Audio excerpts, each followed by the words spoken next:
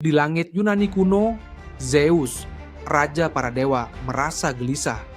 Ramalan mengerikan berbisik bahwa anak dari istri barunya, Metis, akan lebih hebat darinya dan suatu hari bisa menjatuhkan takhta para dewa. Ketakutan itu mendorong Zeus melakukan sesuatu yang mengejutkan. Ia menelan Metis saat sang dewi masih mengandung. Tapi kehidupan selalu mencari jalannya. Di dalam tubuh Zeus, bayi itu tumbuh, dan bukan bayi biasa. Ia bukan hanya anak perempuan, tapi kelak menjadi dewi kebijaksanaan, perang, dan peradaban. Saat sakit kepala luar biasa menghantam Zeus, Hephaestus, dewa pandai besi, memecahkan kepala Zeus, dan dari sana melompatlah Athena, lengkap dengan zirah dan tombak, memancarkan cahaya kebesaran. Sejak saat itu, Athena bukan sekadar anak dewa, ia adalah simbol kecerdasan dan keberanian. Tapi kelahirannya yang aneh menandai satu hal penting. Ia bukan perempuan biasa. Ia tidak datang dari rahim seorang ibu. Ia datang dari pikiran seorang ayah. Dan mungkin karena itulah, sepanjang hidupnya Athena memutuskan satu hal besar. Ia menolak semua lelaki. Athena tumbuh berbeda dari dewi lainnya.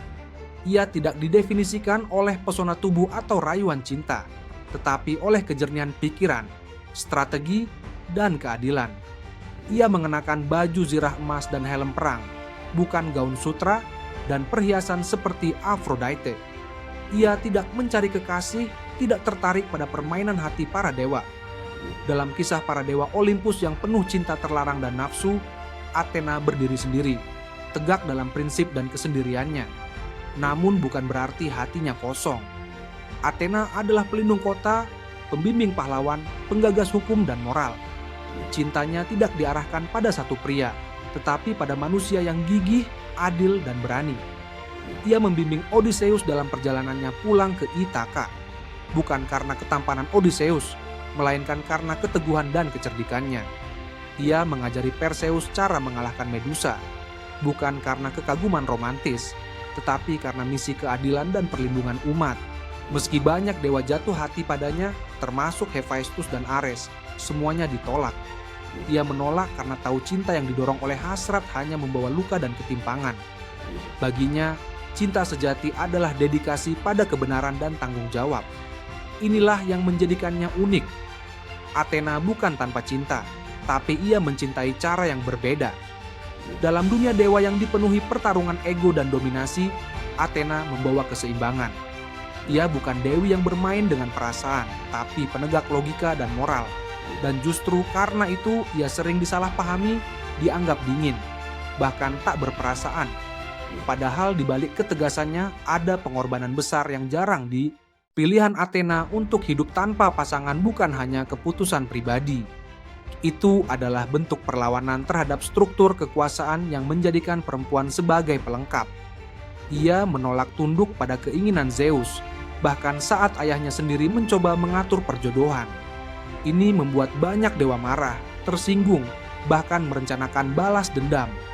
Salah satu kisah paling tragis datang dari Hephaestus, dewa api dan pandai besi. Saat Zeus mencoba menjodohkannya dengan Athena, sang dewi menolak mentah-mentah. Namun Hephaestus, yang merasa berhak atas cinta karena statusnya sebagai putra Zeus, mencoba merebutnya secara paksa.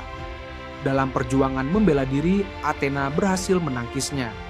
Tapi akibat kejadian itu, terciptalah Eriktonios, makhluk setengah dewa, setengah ular, yang kemudian diasuh Athena bukan sebagai anak dari cinta, tapi sebagai simbol keteguhan atas prinsip. Keberaniannya menolak cinta yang tak setara justru membawa lebih banyak konflik. Dewi Aphrodite membencinya karena Athena menolak bermain dalam permainan cinta yang menjadi kekuasaan sang dewi kecantikan. Bahkan dalam kisah Paris yang memilih Aphrodite sebagai dewi tercantik, Athena menolak bersaing untuk validasi laki-laki. Ia tahu harga dirinya bukan ditentukan oleh kecantikan, tapi oleh kebijaksanaan dan kehormatan.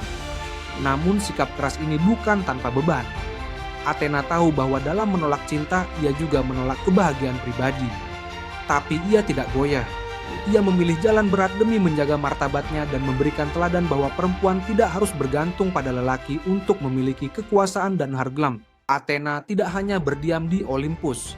Ia turun ke bumi bukan untuk bersenang-senang, tapi untuk mengubah dunia. Ia adalah pelindung kota Athena, yang dinamai berdasarkan namanya setelah memenangkan persaingan melawan Poseidon. Ketika para penduduk kota harus memilih antara air asin yang diberikan Poseidon atau pohon zaitun yang diberikan Athena, mereka memilih pohon, simbol perdamaian dan kelangsungan hidup. Kota itu sejak saat itu menjadi lambang kejayaan pikiran di atas kekuatan brutal. Tapi Athena bukan hanya dewi kota, ia juga menjadi pembimbing para pahlawan. Ia menemani Odysseus melewati badai, membimbing Perseus melawan Medusa, dan melatih Herakles dalam perang. Ia hadir bukan sebagai penyelamat pasif, tapi sebagai mentor sejati. Namun ironisnya, banyak pahlawan yang ia bantu justru gagal memahami siapa Athena sebenarnya. Mereka mengingat jasanya, tapi melupakan prinsipnya.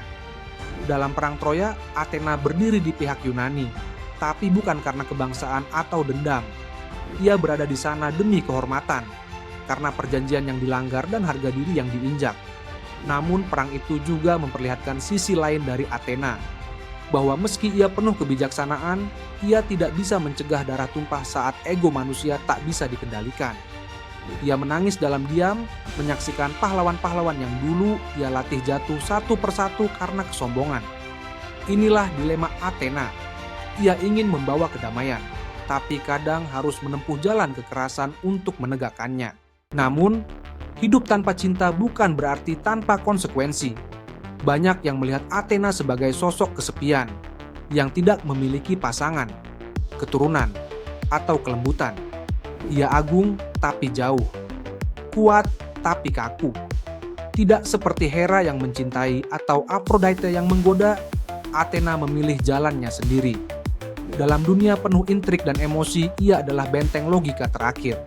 Tapi di balik itu ada pertanyaan besar. Apakah ia bahagia? Tidak ada kisah yang membahas kegundahan hatinya karena ia tidak pernah mengizinkan orang lain menyelaminya. Athena bukan hanya menolak cinta, ia menolak kelemahan. Tapi justru disitulah paradoksnya. Ia menjadi lambang kekuatan perempuan yang agung, namun mungkin juga kesepian.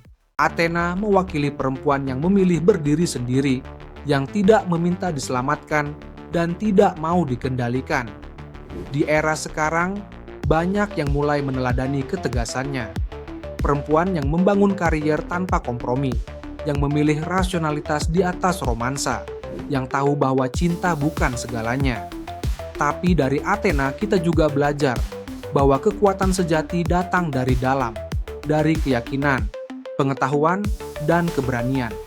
Ia mengajarkan bahwa kesendirian bukan kelemahan, melainkan pilihan.